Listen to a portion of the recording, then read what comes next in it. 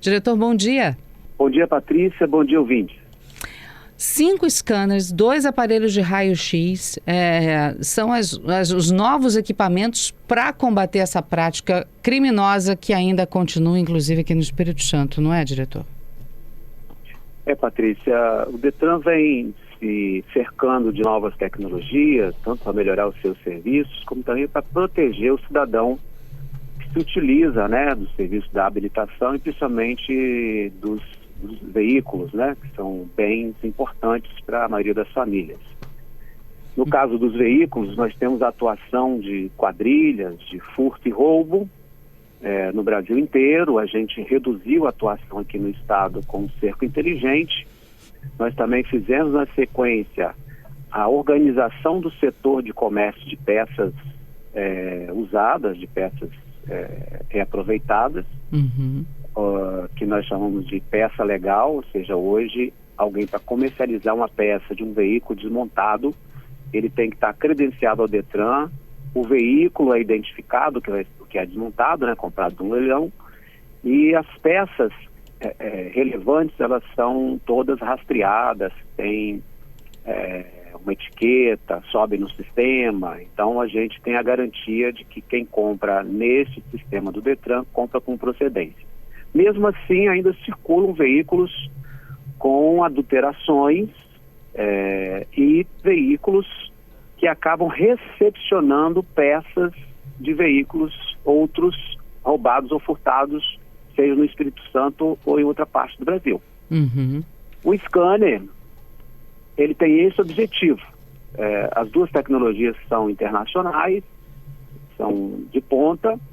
Os scanners, eles se conectam ao módulo do sistema eletrônico do veículo e capta as informações, porque cada peça desse veículo, ele joga, essa peça joga informações para esse módulo que vincula com aquele veículo. Então, nesse scanner, ou seja, nessa leitura eletrônica de tudo que está dos componentes do carro, é possível identificar eventualmente a presença de uma peça que não seja daquele carro, e o sistema que fica conectado conosco pode indicar, inclusive, que aquela peça seja provavelmente de um outro determinado veículo e ele pode estar com restrição de furto e roubo. Então, esse é o papel do scanner, uma leitura eletrônica das peças vinculadas a esse sistema do veículo. O raio-x tem uma outra aplicação complementar. É quando numa blitz se verifica alguma incompatibilidade daquela numeração que tem no chassi, motor, em partes muitas vezes ali da porta do veículo, vidros, ou algum indício de uma adulteração. Muitas adulterações são altamente refinadas e a olho nu é difícil muitas vezes ter certeza de uma adulteração. Esse raio-x, ele é capaz de mapear esta numeração. Ele tem um sistema que faz uma prospecção para dentro do material ferroso onde está essa inscrição, é capaz de ver a camadas anteriores, podendo chegar, inclusive, no caso de uma adulteração, a identificar o possível veículo original que foi sofrendo adulteração, ou muitas vezes mais de uma adulteração. Então esse é um equipamento mais sofisticado, por isso são apenas 2. Nós vamos usá-los de forma mais pontual, conforme a demanda, suspeita. Por exemplo, os veículos passam regularmente por vistorias junto às nossas empresas credenciadas. Então, vez ou outra, o próprio vistoriador desconfia da forma como constam lá, aquela marcação do veículo. Então pode fazer um acionamento ao Detran, pode haver verificação, numa blitz pode ser acionado, e também o Detran recolhe os veículos hoje, tanto de infrações ligadas ao trânsito, quanto de delitos ligados a crimes, que o Detran recolhe os carros que a Polícia Civil demanda, também recolhe os carros que a Polícia Rodoviária Federal identifica e pede para recolher nas rodovias federais, nas rodovias estaduais, para a Polícia Militar e para todas as prefeituras em convênio. Então, na entrada desses veículos no pátio, havendo suspeita de adulteração, nós vamos também fazer essa verificação, assim como vamos, ao longo do tempo, verificar os veículos que estão há mais tempo no nosso pátio. Esses equipamentos, eles estão só na Grande Vitória, então, diretor? Esses equipamentos, eles estão sob custódia da equipe de fiscalização do Detran, tá? Que fica aqui em Vitória, no nosso prédio, mas eles podem acompanhar as blitzes, principalmente do Força pela Vida, que são aquelas blitzes que o Detran coordena, né, com múltiplas agências, inclusive policiais, de trânsito, de controle de transporte, para proteção da vida no trânsito, são grandes operações, como também o Detran pode emprestar esse equipamento para polícias, para guardas municipais, para a PRF, caso deseje e necessite, né? Para que se utilize em todo o estado. Então, a gente está começando a utilização. Tivemos, na última semana, uma operação, mas foi o que eles chamam de operação assistida. É uma operação como se fosse um estágio, né? A equipe foi treinada no dia anterior, foi treinada na parte da manhã e na parte da tarde fez, ainda com acompanhamento dos técnicos da empresa, uma operação, né, real. Mas ela ainda tinha um caráter de testar o uso do equipamento, né, na prática. Daqui por diante a gente vai tornar isso uma rotina para complementar as ações, né, para que suspeitas de adulterações não passem ilesas por falta de uma preparação maior do órgão, né, ou dos outros órgãos parceiros para uma identificação cujo objetivo final é proteger o cidadão. Sim. Agora, numa blitz, numa fiscalização, enorme quantidade de carros que passam, né, pelos policiais, pelo Detran, enfim. Como vocês vão escolher, sortear os carros que precisarão passar pelo scanner ou pelo raio-x? Como é que vai funcionar isso na prática? Eu pergunto isso porque já tem ouvintes aqui nos questionando também sobre... São os carros mais antigos que correm mais risco de terem sido clonados? Os carros novos também têm isso? Como é que fica isso na prática? Para uma fiscalização, não há uma predileção por carros mais antigos ou mais novos. Porque qualquer um deles pode recepcionar peças de alto valor que são, muitas vezes, de veículos roubados em outros lugares do Brasil que entram no mercado paralelo, né? E acabam se pulverizando dentro de milhares de veículos do Brasil afora. O sorteio é o mesmo método que as agências de trânsito usam no cotidiano, né? Elas não param todos para fazer o bafômetro, não param todos para fazer a verificação de documentos. Então, a mesma lógica que se usa para seleção, né, aleatória, mas tem uma regra, né, para parar os veículos. O que nós temos é uma limitação tecnológica. Carros muito antigos podem não ter a informação do módulo disponível. Mas hoje são exceções, né, esses veículos muito antigos. E motocicletas, há uma restrição tecnológica também, porque só as mais modernas e de maior cilindrada hoje têm a possibilidade da conexão no seu módulo. Mas elas podem eventualmente serem verificadas quanto às suas numerações, né? E é muito comum haver adulterações em motocicletas também, na inscrição do seu número de registro, né, do seu chassi. Sobre o chassi, essa curiosidade também. Dá para perceber, por exemplo, que um 9 virou um 8? Dá para perceber perfeitamente pelos equipamentos que há essa adulteração? Sim, com esse equipamento dá para perceber de forma inquestionável. Que coisa, porque ele é carregado com informações das fábricas de veículos, né? De quase todo o mundo, das numerações, das regras de aplicações desses números, né? Quais estão associados a uma marca de veículo, a um tipo de carro, enfim, a um ano. Então existem, e essa base, então, ela está carregada no equipamento, serve para uma primeira conferência, e ele tem, ele é um equipamento mais sofisticado, ele tem materiais que fazem uma prospecção, né? Aí já é uma questão mais química mesmo, né?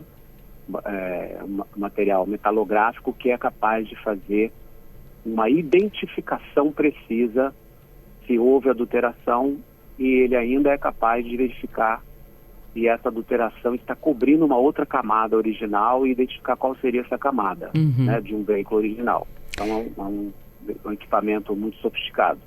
Nessa operação que vocês fizeram, vocês flagraram irregularidades, essas fraudes em veículos? Não, a equipe não chegou a identificar, né? Foi uma operação, como te falei, um pouco mais lenta, porque cada veículo parado. Houve o cuidado da equipe de explicar, né? Porque a população capixaba ainda não tinha notícia desse equipamento, do que se tratava. Nós tivemos a cordialidade de pedir autorização, porque não queríamos transformar isso numa blitz de um caráter impositivo nesse meio teste. Então, houve todo esse trato com cada um, todos concordaram, os relatos são de que os condutores de veículos foram abordados ficaram satisfeitos de ter um equipamento para sua proteção, e os veículos verificados não retornaram Diretor, nenhuma irregularidade. Diretor, fica comigo, a gente só vai para o repórter CBN. Tá bom. Rapidinho a gente já volta. Muito bem, estamos de volta conversando com o diretor-geral do Detran, Gevaldo Vieira, a respeito dos novos equipamentos que já foram inclusive testados na última semana e que revelam, através desses scanners e aparelhos de raio-x, quando há algum tipo de alteração nos veículos, em peças de veículos que podem ou não terem sido clonados ou adulterados nos automóveis, né? Para o repórter CBN, o diretor comentava que não houve nenhum flagrante, né, na última operação feita. Era uma operação mais educacional, para que a equipe pudesse entender como é que eles funcionam, e que os próprios motoristas que foram abordados não reclamaram nem de terem sido abordados, né, e até gostaram dos equipamentos para garantir a segurança deles. Foi isso, né, diretor? Foi isso. Então, foi uma operação mais lenta, né? Porque aquela coisa passo a passo, ali, com o técnico orientando, um tira dúvidas, né? Então, não foi uma abordagem de uma quantidade maior de veículos. À medida do uso, naturalmente, isso vai se tornando mais familiar com a gente, ele vai fazendo com maior rapidez, e a gente vai certamente estar muito provavelmente encontrando aqui ou ali alguma situação a ser esclarecida. Sim. Eu queria até aproveitar, Patrícia, para falar para os nossos ouvintes, assim, se você tem o seu veículo, ele precisa de uma peça, é até bom comprar uma peça reutilizada, né? Porque isso contribui com o meio ambiente, evita que a indústria utilize a matéria-prima para produzir uma outra peça, né? Sempre. Agora, o cuidado é o seguinte: se você vai comprar uma peça utilizada, evite comprar em sites, né, que não garantem a procedência, né, uma comercialização aberta de peças aí pela internet, ou mesmo a partir de uma abordagem de uma pessoa que não tem a procedência disso. Porque hoje no Espírito Santo é possível comprar a peça em lojas, né, de desmonte, que são antigos ferro-velhos, que passaram por uma regulamentação. As peças de maior representatividade são todas rastreadas, são controladas em sistema. Então, a pessoa pode comprar a peça usada com nível de procedência e evitar um problema futuro. Porque se você for parado e for encontrado uma peça irregular no seu veículo, e tiver o azar de ser de um outro veículo que tem um registro de furto e roubo, Aí, infelizmente, vai ter encaminhamento para a autoridade policial, que vai ter que verificar que houve a boa-fé, né? Uhum. Então, para evitar um problema como esse, é bom ficar atento. Diretor, como é que o consumidor se protege? Porque ele pode muito bem ter algum problema no carro, levar o carro numa oficina. A oficina fala, não, olha, precisa de peça tal, eu consigo para você. E aí a pessoa não vê a peça chegando, só sabe que o carro está pronto, paga pela peça. Como é que o consumidor se protege se ele não está vendo o que a oficina, vamos supor, está colocando? Quando ele vai no ferro velho, ele vê a peça, ele conversa, ele tem como ter acesso à numeração dessa peça. Mas na oficina, muitas vezes, o carro está lá, o trabalho é feito e ele não viu a peça que foi colocada. Ele confia na oficina. Eu sugiro que ele peça a nota fiscal, né? Escrevendo o serviço e a peça que foi utilizada, porque se houver algum problema... Mas essa numeração da peça tem que estar na nota fiscal?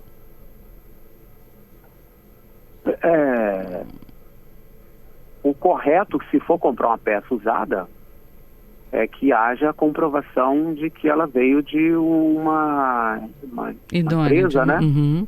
Que está autorizada a comercializar a peça reutilizada. Entendi.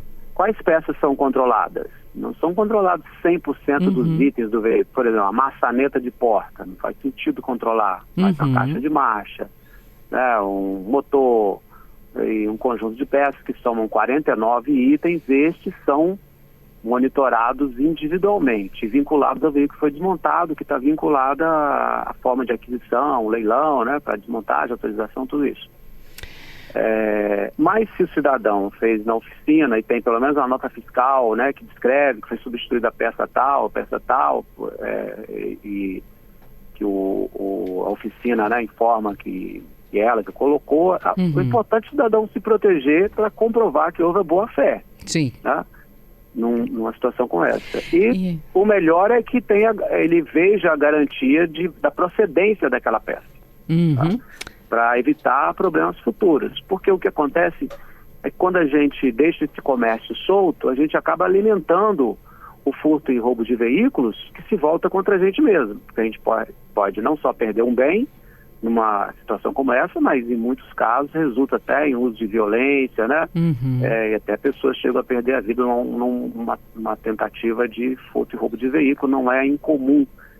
Então, quando a gente deixa alimentar esse comércio paralelo criminosa, esse comércio paralelo pode estar sendo provavelmente o local de desova, né, das peças de um veículo furtado, roubado, que são espalhadas Brasil afora.